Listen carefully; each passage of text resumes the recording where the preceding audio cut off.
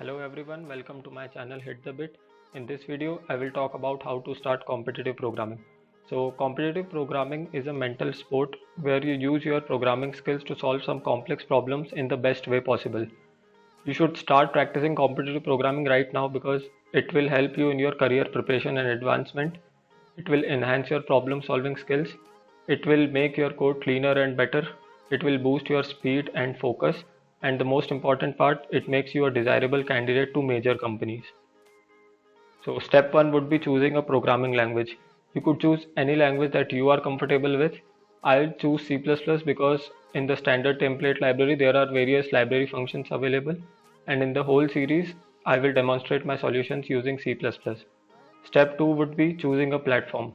So for this series I will use Geeks for Geeks as the programming platform.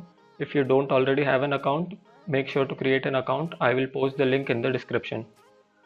Step 3 would be learning data structures. As of now, you just need to know arrays and some basics of trees because arrays would be the most frequent data structures that we'll be using.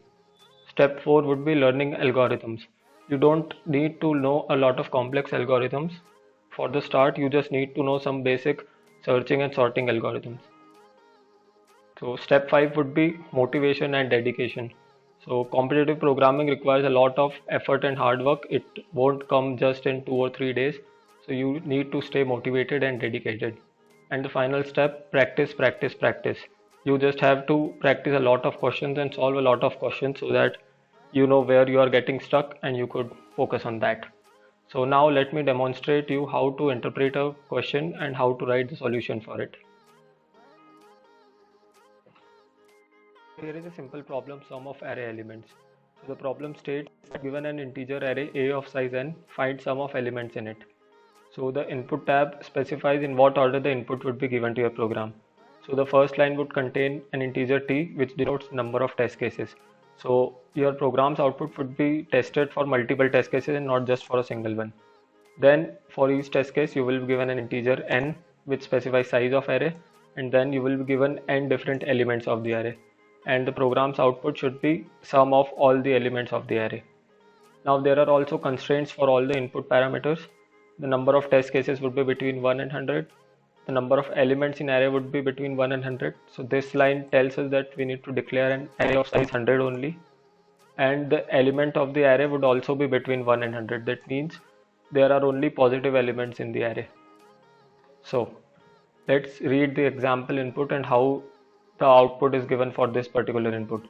So the first line 2 denotes number of test cases are 2. So this is the first test case where 3 is the number of elements in the array, and then there are 3 elements given for the array. And the second test case is this one. 4 is the number of elements in array, and these are the 4 elements of the array. So for this first test case, the sum of elements is 6. So the output should come 6. And for the second test case, the sum of elements is 10. So output 10 should be coming in the next line.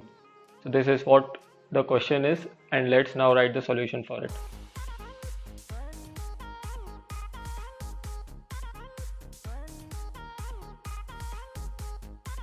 So I'm done writing the code. As you can see, I'm using C++ to write my solution. We have t, n, array of size 100, a looping variable I, and some variable. So if you remember, in the input tab, the first line contains an integer t denoting the number of test cases.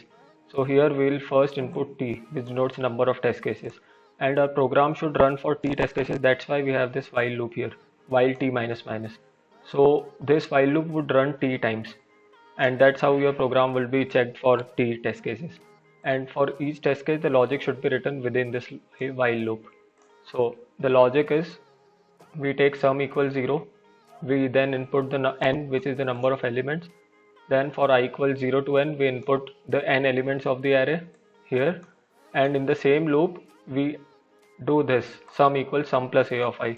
So that's how all the elements would be added to sum, and the sum variable would contain the final output. And then within this while loop we wrote cout sum. So for each test case, the sum of all the elements would be printed. But there is a minor problem in this solution, you will see, but let's submit it first. So as expected, our solution got rejected and the error message says possibly your code doesn't work correctly for multiple test cases.